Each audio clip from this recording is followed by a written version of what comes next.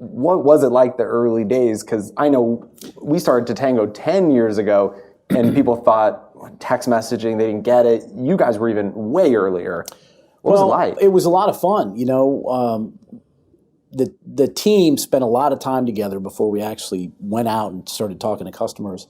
And we were also fiercely determined to remain independent. Okay. So no venture capital, Yep. no outside investors, just us. Yep. And so, boy, I look back at those early days really fondly. It was fun. You know, we were in one little room. You know, everyone was doing everything.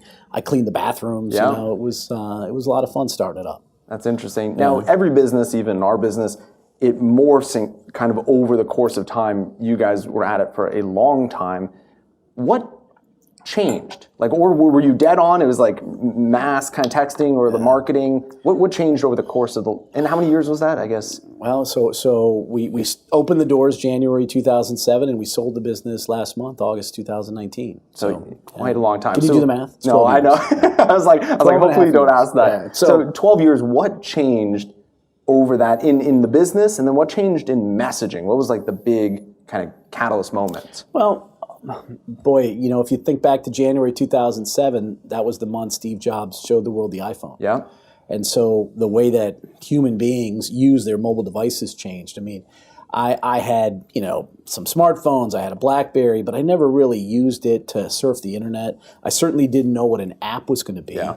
And so that's probably, for me, looking back, not only the thing that changed the most, but was the most unexpected surprise in the business. So, like the form factor essentially changed. The use, okay. right? So data consumption, Yep. you know, skyrocket. I think I remember seeing AT&T underestimated data consumption on the iPhone by 5,000%. I could see that. Because Apple just made it so easy, right, to go online. And so January 2007, it's announced. They start selling them in June of that year. And what's most important is June of 2008, the App Store opened. Yeah. And so we were about a year and a half into trying to execute on our business plan when the App Store opened.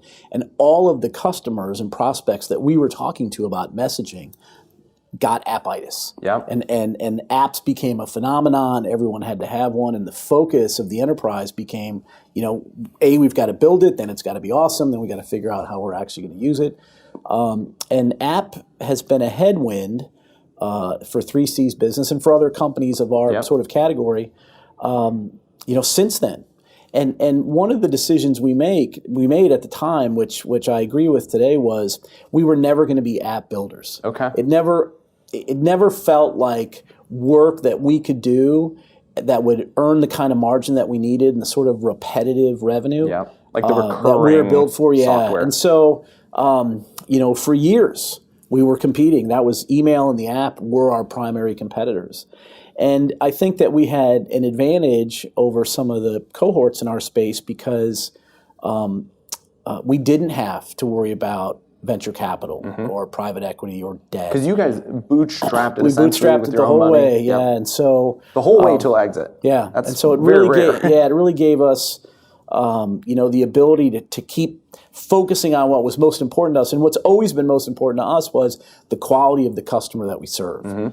And so from the very first day 3C Interactive opened its doors, we were always focused on doing something important for a world-class customer. Yeah. And for us, that was, you know, messaging that was a critical part of a business process. For them, it produced, you know, the relationships, the margin, the growth, you know, that we aspired for. And I remember looking at the app business sort of in those early days, and we had one customer that had hired Accenture to build their first app, and That's they were going to spend project. $5 million. Yep. We had another customer whose grandson built it over the weekend.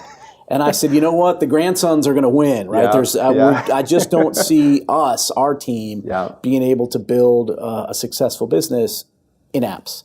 And so we just continued to sell messaging, continued to do what we do.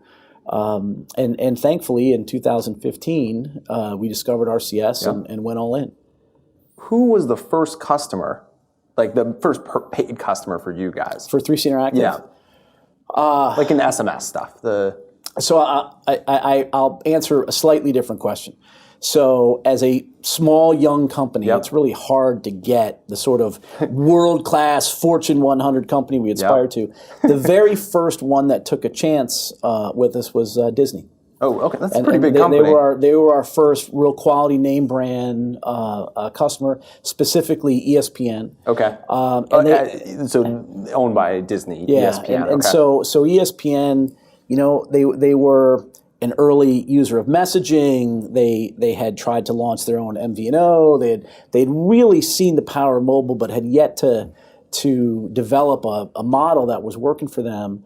And their messaging business, they were struggling because they were trying to deal with short codes and compliance. They were trying to build it all. Yeah. Okay. And they hired us to solve that problem of carrier integration and compliance for them and make it easy.